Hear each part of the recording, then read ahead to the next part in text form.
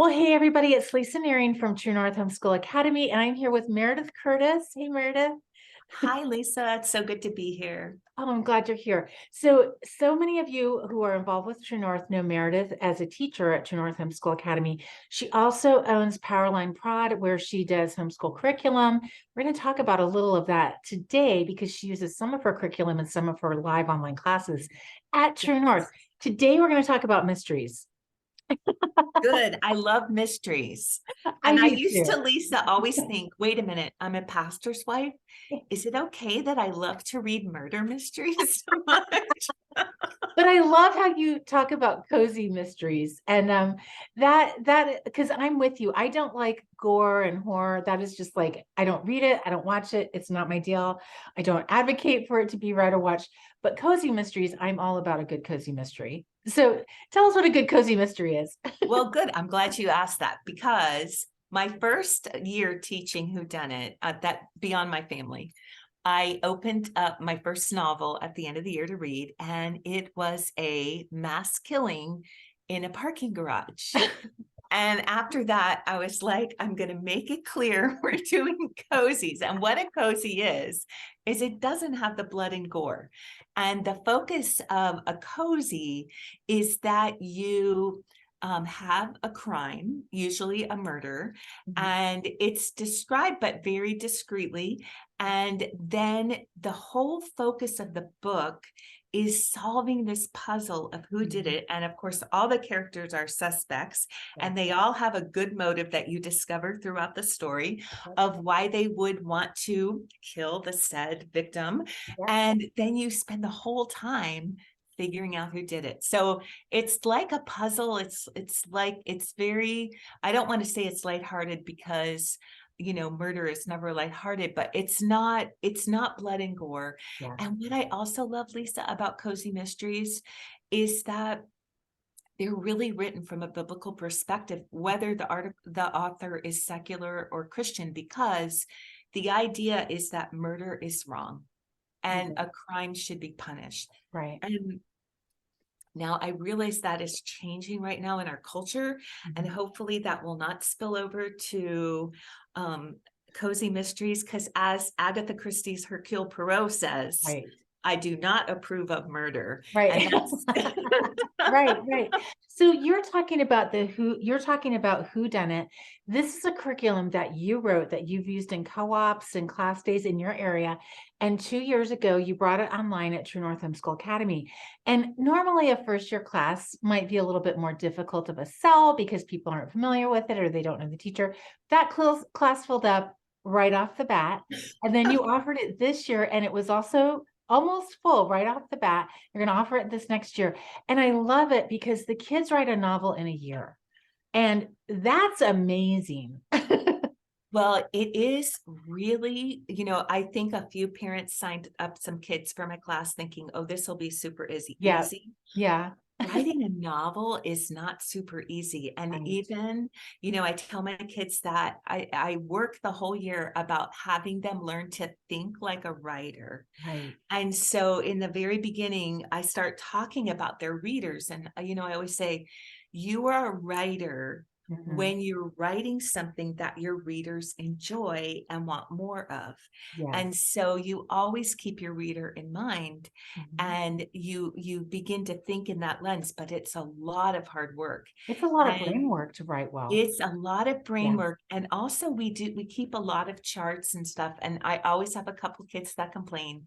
And I always say, you know what, this is for you, because when you're in chapter 12, you are not going to remember you have your detective on a mountain, and you forgot that in chapter 3, you said he's afraid of heights. Yeah. So you either have to show that detective being afraid of heights, Yeah. or you have to put him on the beach. Right.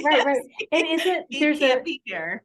there's a saying in writing, like, don't leave the gun on the mantle or something like that, where if you have an object in your writing, you have to refer back to it and finish it off for the reader. So yeah. Yes. So you mentioned something just about getting the kids through writing a novel. That is a huge task. Yes, A it lot is. of our kids really enjoy NaNoWriMo, and I'll put a link to that where it's National Novel Writing Month in November. Okay. Millions of people around the world write a novel in that month. But for a high school student to write a complete novel is a huge deal, and here's why. It has your students stand out from the crowd. And that is something they True. can put on the transcript as I finished a novel as a complete novel. And it really attracts scholarship dollars. And again, your kids are going to get into college if they want to, is how you're going to pay for it. So having a standout factor like I finished a novel in high school, that's a big deal. It is a big deal, Yeah, and it's a huge accomplishment huge. personally.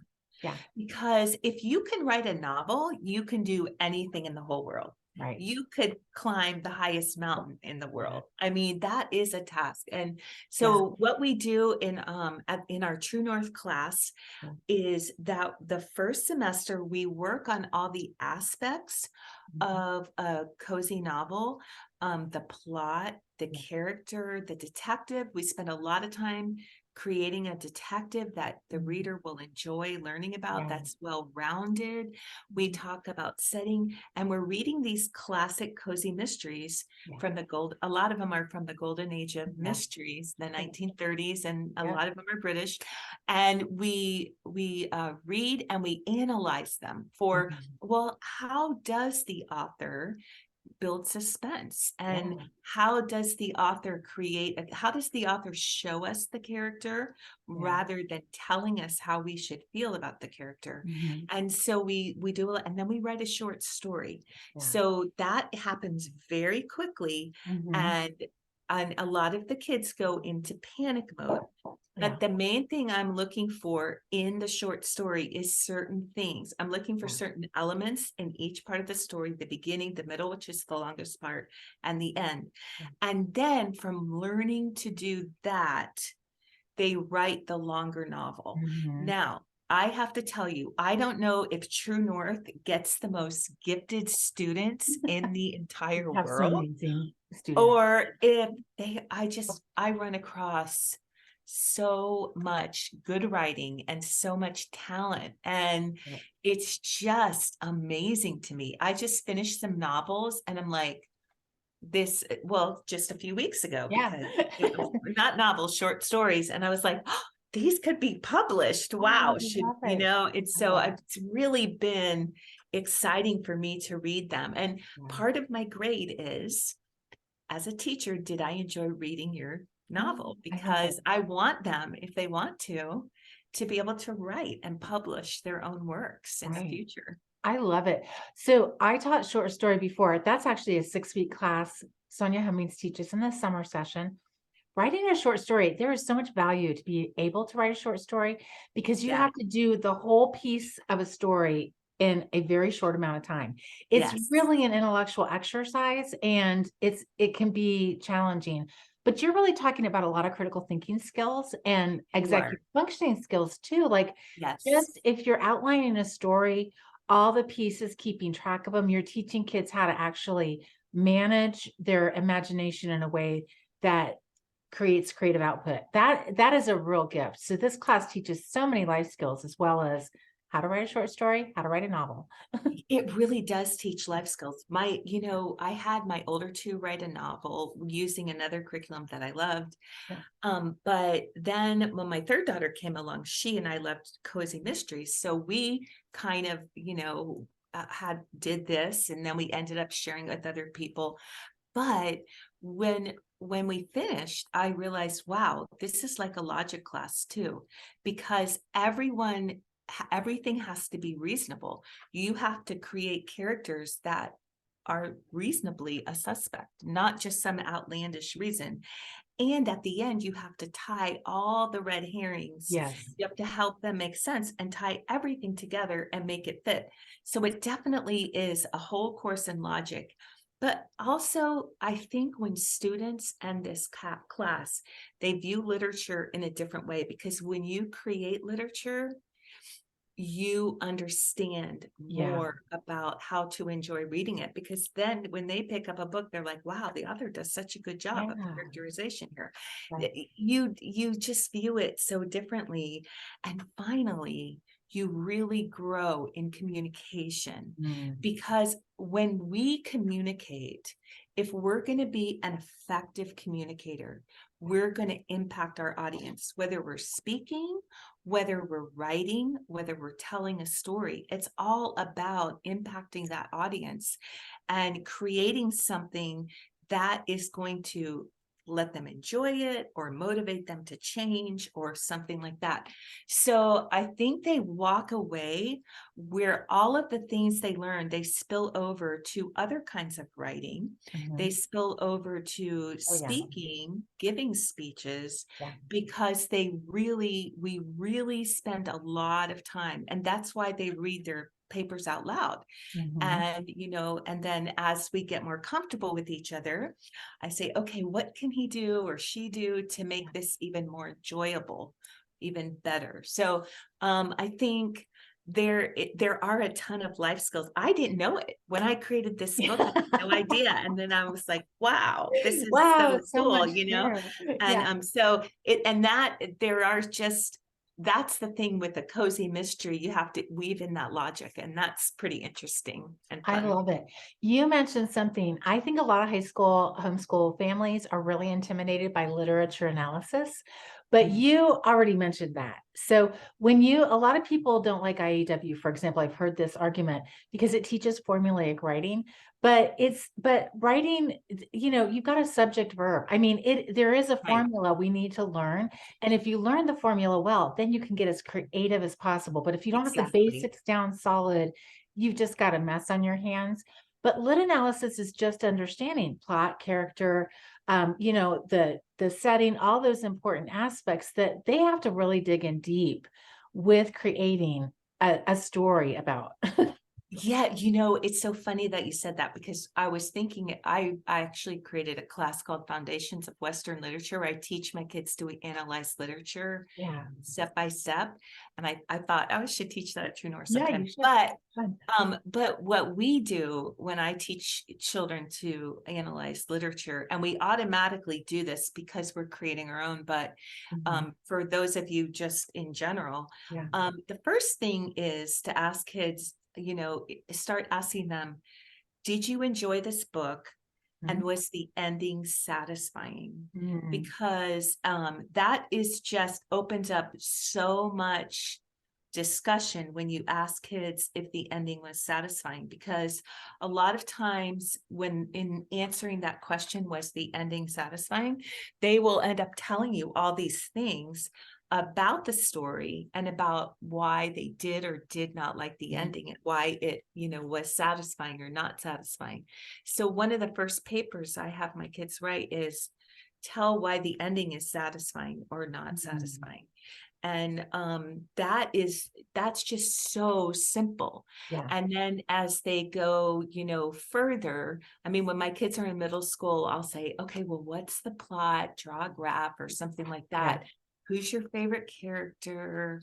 Things like that. But when you get to the deeper places of analysis, it's really just examining what the author is communicating, or what kind of story he or she is telling. Yeah. And then, are they effective in Mhm. doing that? And how does that resonate with you? Yeah. So, literature analysis is very subjective.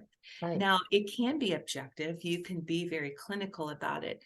But I think when it is subjective, it takes kids into a new world. And that's one reason, I know we're not talking about this, but that's one reason I like book clubs rather than book reports. And I Yeah. love online learning, because you can talk about books. And inevitably, when you talk about books, you end up, and I find this in our whodunit class, Yeah. we're talking about a story, and all of a sudden a student says something. And I've been leading a discussion on this book 7 or 8 times in my life. And I'm like, wow, I never saw that before. So there's something really fun in analyzing literature Yeah. together. in a Yeah. group Oh, with other absolutely. people. I love your open-ended question. It's very Socratic. Was this satisfying? It's not like, was the book good or bad? Because that's not a detailed enough question to get them Right. really thinking through it. But satisfaction is like, I love vegetables, but some people don't. I feel satisfied after a salad.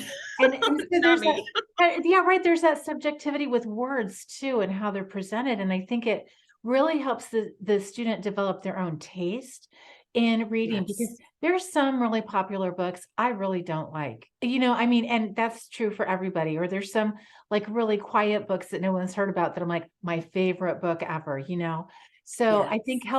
helping the student develop their own literary taste is such a great gift that we can give our kids, so that they can just kind of like sort through as they go through the world. This is kind of a little tangent, but you're a history buff and I kind of love history too.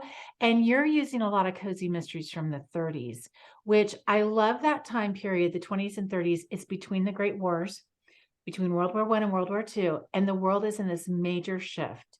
We're going from Yes. a pre-modern world to a modern world, and a very modern world at that, where we were like pre-flight to like war machines in the air, right? Yeah, And so reading exactly. those mystery novels really gives kids a great sense of history as well.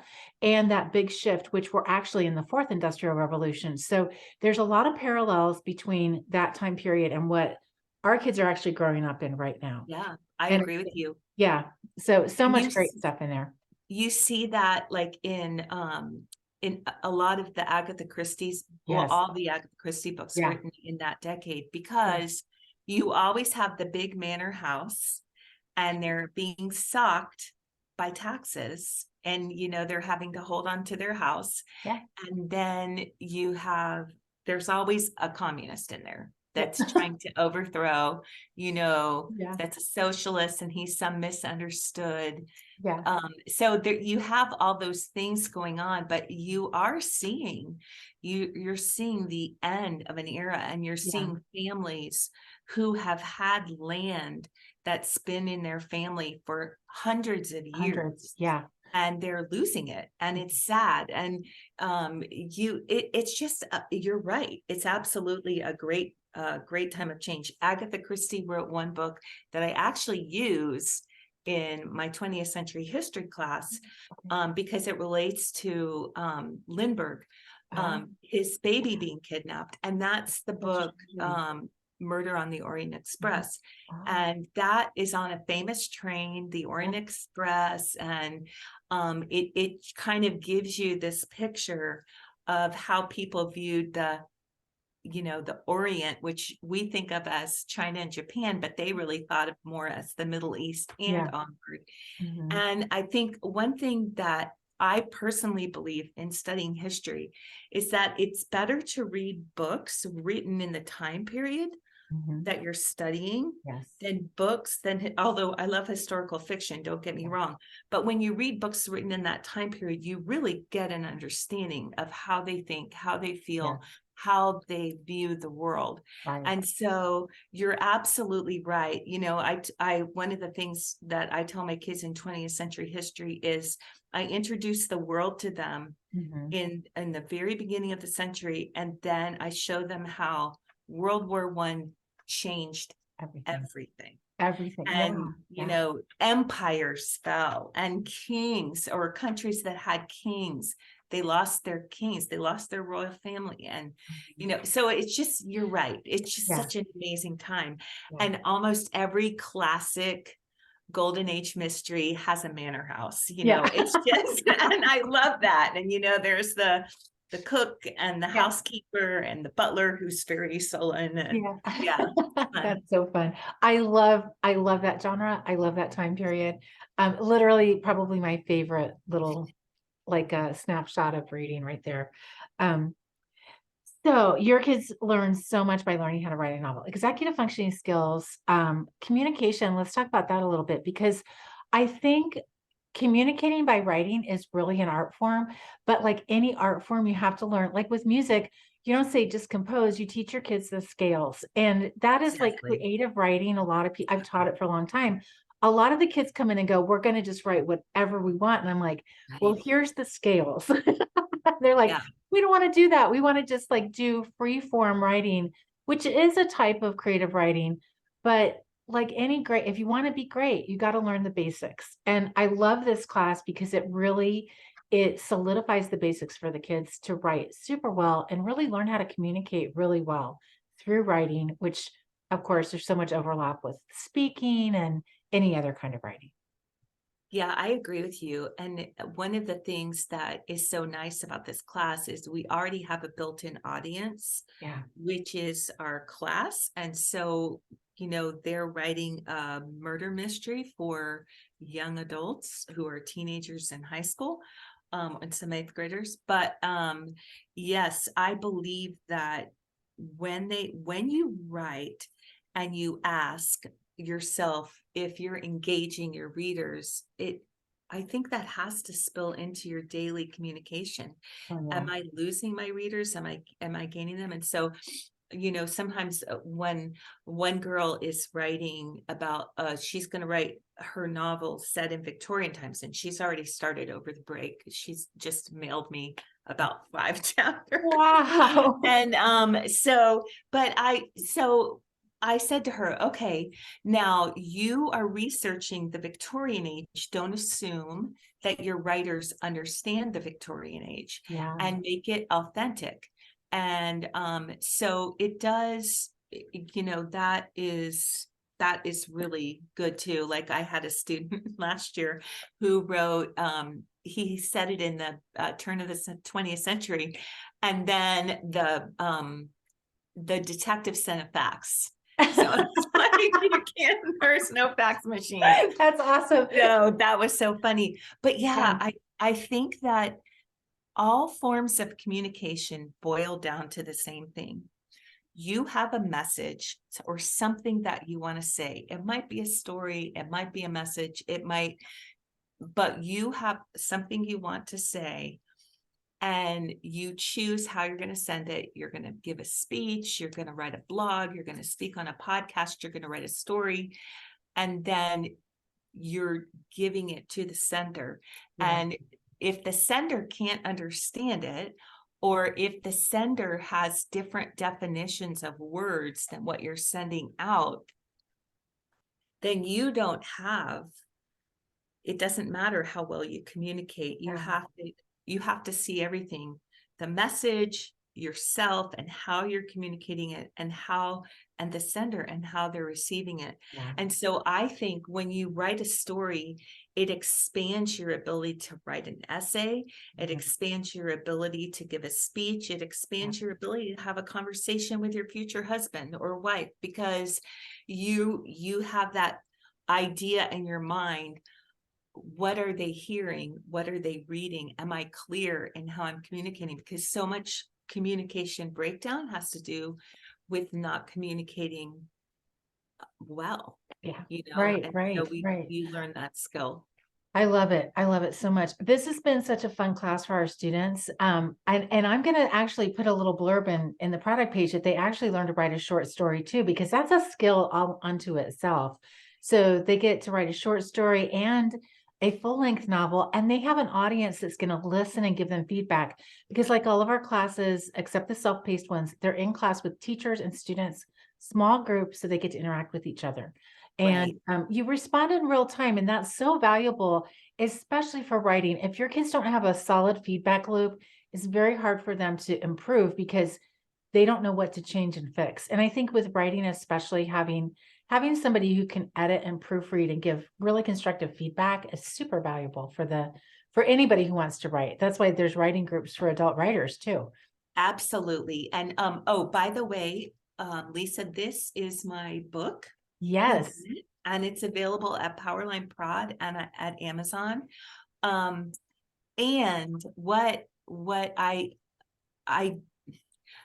I want to say, if you want your child to write a novel and using my curriculum or someone else's, I would really encourage you to meet with them once a week and let them read what they're writing out loud. Don't Exactly. just leave them on their own, because if like you just nailed it. If there's no audience feedback, they're not going to know if they're writing effectively. Right. And so that's really critical Mhm. in the whole process of Yeah. writing. I love And Oh, Go I didn't ahead. hear him. I love the fact that we're doing this as a live online class because the kids actually, there's a time limit. In 30 weeks, they're going to do the short story and then they're going to do the longer novel, and they get feedback throughout. So they know it's not going to just be like all of high school, they're trying to slog this thing out on their own.